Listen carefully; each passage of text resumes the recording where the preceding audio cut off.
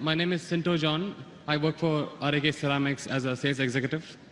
I'm a Christian and a strong believer in Jesus Christ as my God.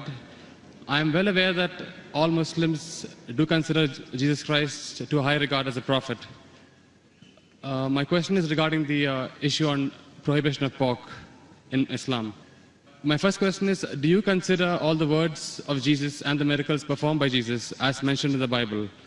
And if so, let me explain to you one thing. The premise in which Christians believe that pork or no food is prohibited is from the gospel when Jesus says that whatever comes into you goes out of you, but what comes from your heart is what makes a man pure or impure. So if you consider that, then why do you think, and if you consider Jesus as a prophet, then why do you say that pork is prohibited in Islam? And if not, what do you think Jesus meant by when he said that?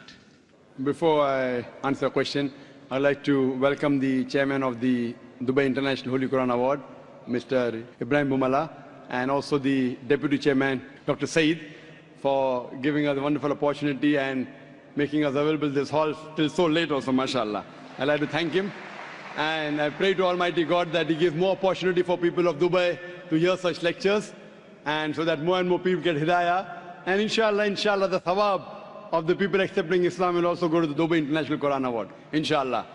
To Dr. Ibrahim Bumala and also to Sheikh Muhammad, inshallah. The brother asked the question that, do I believe in the miracles of Jesus Christ mentioned in the Bible? Brother, I believe whatever is mentioned in the Bible, if it matches with the Quran, I believe in it. If it goes against the Quran, I disbelieve in it. If it does not go against, does not match, it is ambiguous. Whatever is matching with the Quran, I believe in it. As far as the second part of the question is concerned, that you say regarding the prohibition of pork, it has been nullified because Jesus Christ, peace be upon him, says, whatever comes in to you goes out, and main thing is from your heart. How does this nullify? You fail to realize that means you are not reading the Bible. Jesus Christ, peace be upon him, said in the Gospel of Matthew, chapter number 5, verse number 17 to 20, it says, think not that I have come to destroy the law of the prophets. I have come not to destroy but to fulfill. I have come not to destroy but to fulfill. Whosoever shall break one jot or tittle from the law, he will be called least in the kingdom of heaven. That means you cannot break one jot or tittle from the law. That's what Jesus Christ, peace be upon him, says. Now you pick up another verse and says, what comes into you goes out, what is from your heart, you can have pork. Where does it mean you can have pork? You're contradicting your God, Jesus Christ, peace be upon him. It says, think not that I have come to destroy the law of the prophets. I have come not to destroy but to fulfill. Unless the heavens and the earth pass away, not one jot or tittle can pass away from the law until they are fulfilled. And whosoever shall break one law or tittle, he shall be called least in the kingdom of heaven. Whosoever shall keep it and teach men the same, they shall be called great in the kingdom of heaven. Unless your righteousness exceeds the righteousness of the scribes and the Pharisees, in no way shall you enter the kingdom of heaven. So if you want to go to Jannah, you have to be better than the Jews. You have to follow each and every commandment of Moses, peace be upon him. This is the teachings of Jesus Christ. Gospel of Matthew, chapter number 5, verse number 17 to 20. Okay, if that is so, then what do you think he meant when he said that whatever you eat comes in, whatever comes in out and goes out of you, what is from your heart is what decides what is pure or impure? It is simple. What comes in goes out. What's the problem in that? No, whatever you eat goes out. Is there any problem in that? No, it was asked in relevance when Jesus' disciples were questioned by the Jews that why are they not following the traditional ceremony of washing their hands before eating food. That's when Jesus replied that don't you understand that what you eat doesn't matter if it is pure or impure. What you eat, it goes into you and comes out of you. He didn't say it doesn't matter what you're eating is pure and impure. That's your saying. It's not mentioned in the Bible that way. No, it is mentioned in the Bible that what you Does eat... it say that whether what you're eating is pure or impure doesn't matter? Does it say that? No, it doesn't say. I'm sorry. So please don't put your words in the Bible, please. Fine. But what I'm quoting is verbatim. Fine. You can check up. I'm quoting from my memory. I don't have the Bible in front of me. But you're saying, you're putting your words into the Bible. No, but he definitely said that what you eat comes out of you. Of course, what you eat has to come out. What you eat has to come out. We are human beings. He wouldn't simply state that for, I don't know, for no man's sake. It is simple. What you eat comes out simple. Your heart means it is from your heart. That means your heart should follow the commandment. No, Because what Jesus he- Christ, peace be upon him, said earlier, don't break one jot or tittle. So if your heart is in it, you will not break a single jot or tittle. Simple explanation. Fine, You but don't you have to be a doctor of divinity. He was trying to prove the Jews wrong by saying that it is not important. No, not at all. He wasn't trying to do that. That's what you think. That's what the church tells you. It's plain black and white. No, Jesus said you cannot break one jot or tittle from the law. So where is he telling the Jews to break the law of Judaism? He's not telling that. He is not giving any indication for the Jews to break the laws of Judaism. He is telling them to obey. It is your understanding of the Bible. Nowhere does the Bible say that. He did think that the Jews were not completely obeying the laws. Correct, I agree with you. They were not completely obeying because they did not believe in the fulfillment of the Messiah. Because the Jewish scripture says there's a Messiah to come. We Muslims, we believe in it. The Jews don't believe. So he was trying to explain to them, I am the Messiah. But that doesn't mean he was trying to break the laws of the Jews. He was trying to fulfill. Think not that I have come to destroy the law of the prophets. I have come not to destroy but to fulfill. Simple. I am asking you, do you have pork, brother? I'm sorry? Do you have pork? Yeah, occasionally. That means you're not a good Christian. You're not a good Christian. Even occasionally you break one law or tittle, you shall not go to Jannah. Not Quran says that, Bible says that. Even if you have pork and you break one law or a tittle, you shall not go to paradise. You shall not enter eternal life. And you said that you are a practicing Christian. You said you believe Jesus Christ is God. I don't believe Jesus is God, but I follow his teachings. I love him more than you. This is what Jesus said. It's from the heart. This is the explanation of your words. It's from my heart. I love him. I love Jesus Christ. Peace be upon him. Do you? I don't think so. It is I theoretical, not I from do. your heart. Verbally, yes. No, I do, very strongly. So if you strongly believe in Jesus Christ, peace be upon him, why are you disobeying him? Why? Why are you disobeying him? I don't think I am disobeying him until now. But I'm quoting you from the Bible, Gospel of Matthew chapter 5 verse 17. Think not I have come to destroy the Okay. law of the prophets. And Okay. I've given you quotation from Leviticus chapter 11 verse 7 to 8, Deuteronomy chapter 14 verse number 8, Book of Isaiah chapter 65 verse number 2 to 5. References. Okay, if that's the case, in the Old Testament it is said that an eye for an eye, a tooth for a tooth. But what did Jesus Christ say? If somebody slaps you, show him the other side. Now isn't that like a defying of the law? No, Isn't it's that a not correction? defined. I will give you. What you're quoting is references from the Gospel of Matthew chapter number 5 verse number 38.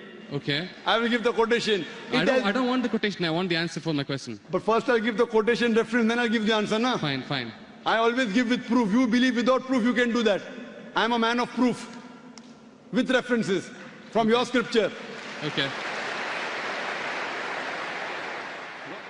Gospel of Matthew chapter number 5 verse number 38. It has been said of the old times that an eye for an eye and tooth for a tooth. But I say unto you, whosoever takes a shirt, give him the cloak. Whoever walks with you 1 mile, walk with him twain. Whosoever offers you one cheek, offer him the other. That's it. It doesn't mean that he's going against it. But He's is showing there- it has been said of the old times. But those two laws don't correspond. They are totally different. They're totally against each other. But those things, what Jesus Christ, peace be upon him, said, it's time to get remedy. People misunderstood. They misunderstood the law.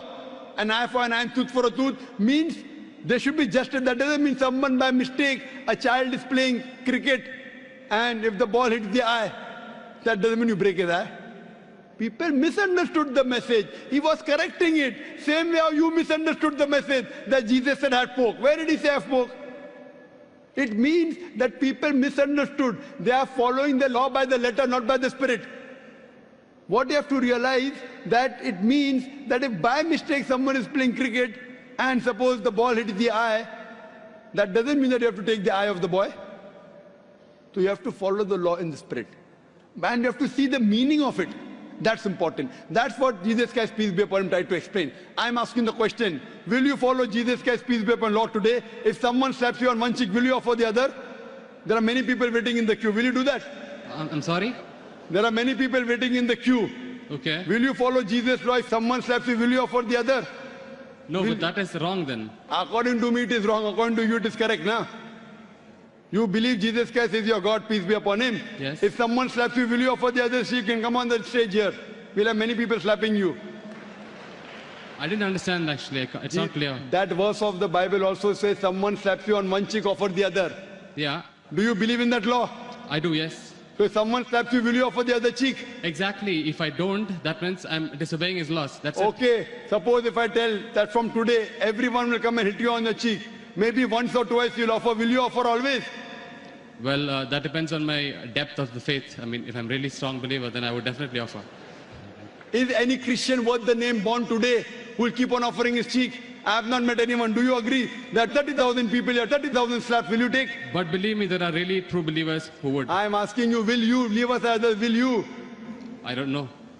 That means not a believer. That's I what we don't know is realize the it is. question. I don't know is the Therefore, answer. what we realize that every prophet came and for remedy. Today, Muhammad Sallallahu Alaihi Wasallam has come. And he said, depending upon the situation, if it is by mistake, an eye for an eye, tooth for a tooth is wrong. If it is required, sometimes you can offer your cheek, but not always. If you offer the cheek, where is justice? If that way someone kills you, you allow them to kill again. Is this justice? It's not justice at all. Depending upon the situation, you have to keep on changing. Therefore, I say that I believe in the teachings of Jesus Christ, peace be upon him, which match with the Quran. If it doesn't match with the Quran, what I say, it's an interpolation, it's a concoction, it's a fabrication. Because everything written in the Bible is not the word of God. According to scholars of Christianity, they say there are many interpolations in the Bible, there are many concoctions, there are many fabrications. According to Christian journals, they say there are 50,000 errors in the Bible. How many? 50,000. So therefore, I don't consider Bible to be the word of God. There are many unscientific things mentioned in the Bible. If you read the book of Genesis, I can give a lecture only on the contradictions, on unscientific things. I don't consider word of God. Do you consider Bible to be the word of God? Yes. Okay. Now do in the book of Genesis, chapter number 1. Yes. Verse number 16. It says, Almighty God created two lights. The greater light, the sun, to rule the day, the lesser light, the moon, to rule the night. Bible says the light of the moon is its own light. Do you believe in that? The light of the moon is? Is its own light. Do you believe in that? No. That we don't believe in the Bible. Bible says in the book of Genesis, chapter number 1, verse number 14, Almighty God, He created the earth on the third day, created the sun on the fourth day. That means the earth and vegetables came before and sun came later on. Do you know science, brother? I'm sorry? Do you know science? Yes. The Bible says earth came first and then came sun. Is it correct? I don't know. No. Scientifically, is it correct? The earth came first and? Then the sun came. Earth came on the third day, sun came on the fourth day. Is it possible? We know the sun is the parent body in the solar system. All the planets that revolve around the sun, they are the bodies from the sun. You know the Big Bang? Yes. So it is created simultaneously. But the Bible says earth on the third day, along with vegetables, sun on the fourth day. How can the vegetables survive without sunlight? Is it possible? If God can make it that way, why not? But do you believe in that? See what God can do, but will God do something which is wrong? Illogical thing God will do. See, reasoning with God, I don't think it is in our scope. It is beyond our scope. It is not in your scope, but in the scope of human beings like me. God has to be logical. You can't be illogical. Then if you say illogical, then you believe every monkey, any stone, any tree is God. But what What our brothers in India do. Everything is God for them. And then you say, don't argue with God. Don't reason with God. So then you start worshipping the stone also. Brother, you can't be illogical. Seek ye the truth shall free you. Thank you. So hope you seek the truth, brother. Sure. I appreciate